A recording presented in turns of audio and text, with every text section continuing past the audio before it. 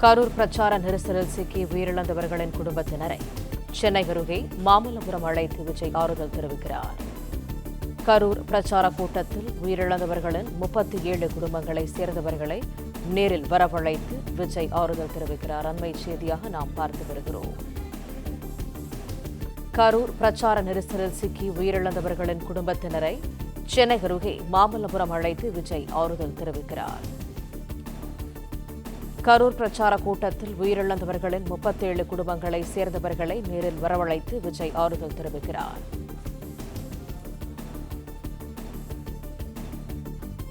முக்கிய செய்தியாக பார்த்து வருகிறோம். கரூர் உள்ளிட்ட நகரங்களில் இருந்து அழைத்து வரப்பட்டவர்களை ஒவ்வொரு குடும்பமாக சந்தித்து விஜய் ஆறுதல் தெரிவிக்கிறார். கரூர் பிரச்சார கூட்டத்தில் உயிரிழந்தவர்களின் 37 குடும்பங்களை சேர்ந்தவர்களை நேரில் வரவழைத்து விஜய் ஆறுதல் தெரிவிக்கிறார். சென்னை அருகே உள்ள மாமல்லபுரத்தில் 4.5 ஷெரட்டன் ஹோட்டலில் வைத்து ஆறுதல் கூறுகிறார் விஜய். கூடுதல் தகவல்களை தருகிறார் எமது செய்தியாளர் சரவணன். சரவணன், முழு விவரங்கள் என்ன? தாவேகா பிரச்சாரத்தின் பொழுது கூட்ட நெரிசல்ல 41 பேர் உயிரிழந்த நிலையில் அந்த குடும்பத்தினரை சுமார் ஒரு மாதத்திற்கு பிறகு அவருடைய குடும்பத்தினரை சென்னை அருகே மாமல்லபுரத்துல ஒரு நட்சத்திர விடுதியில் வைத்து தாவேகாவினுடைய தலைவர் விஜய் தொடர்ந்து சந்திக்கக்கூடிய நிகழ்ச்சி தற்போது தொடங்கி இருக்கிறது.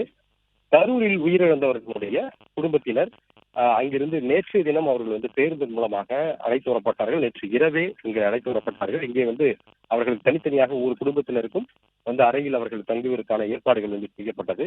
பிறகு காலை உணவு முடிந்த பிறகு விஜயை சந்திப்பதற்கான ஏற்பாடுகளை செய்திருந்தார்கள். இங்கு நடக்கக்கூடிய அந்த நிகழ்ச்சியில இது எதுவுமே இங்க நடக்கக்கூடிய நிகழ்வுகளை அவருடைய குடும்பத்தினர் கூட படம் எடுப்பதற்கோ வீடியோ எடுப்பதற்கோ அனுமதி இல்லை என்பதனால அவருடைய செல்போன்கள் எல்லாம் வாங்கி வைக்கப்பட்டிருப்பதாக கூறப்படுகிறது. இந்த நிகழ்வுல பார்த்தோம் என்றால் ஒரு நினைவேந்தல் கூட்டத்தை நடத்துவதற்கு உயிரிழந்தவர்களுடைய புகைப்படத்தை வைத்து ஒரு நினைவேந்தல் கூட்டத்தை நடத்துவதற்கும் அதன் தொடர்ச்சியாக உயிரிழந்தவர்களுடைய ஒவ்வொரு குடும்பத்தினரையும் சந்திப்பதற்கு விஜய் திட்டமிட்டிருப்பதாகவும் அதிகபட்சமாக ஒரு 30 நிமிடங்கள் வரை பேசுவார் என்றும் ஒரு குடும்பத்தினரிடமும் பேசுவார் என்றும் அதுல ஒரு சில குடும்பத்தினரிடம் ஏற்கனவே செல்போன்ல அவர் தொடர்ந்து அனைத்து குடும்பத்தினரும் பேசியிருக்கிறார்.